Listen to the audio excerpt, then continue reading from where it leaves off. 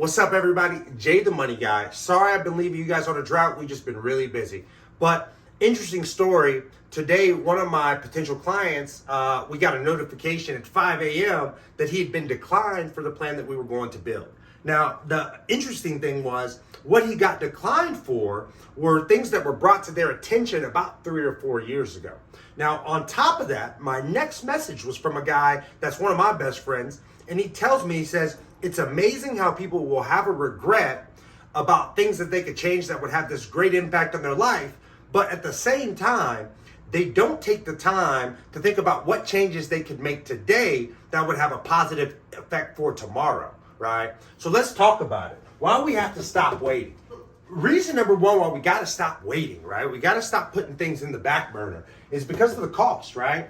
The price today is not the same price as tomorrow. So if we don't get ahead of this thing, and if something comes up, we're going to find ourselves in a crunch where we can't handle an emergency, right? Where we can't take that vacation we want, where we can't invest into that home we want, where we can't buy that business that we want, right? Because that price just went up. The second thing that we've got to make sure we take a look at is the benefits aspect, right? We want to make sure that as we're building or as we're putting these dollars into this vehicle, that they're going to grow and that it's guaranteed to grow. Because if we have growth that's guaranteed, we can start planning for investments or purchases, right? We can get ahead of these things. The third component that we have to talk about is the most important component on that example that just happened this morning. Instead of being proactive and getting this done 5 to 7 years ago when we first discussed it, he was reactive. Waited till something was brought to his attention that didn't allow him to qualify for the plan as presented.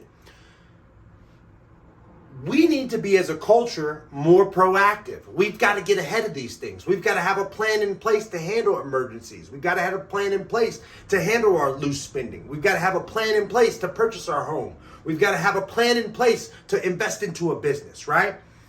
If you are tired of not having a plan, not just a plan, but a defined plan that's guaranteed to work, text proper plan, 323-379-5297. Talk soon.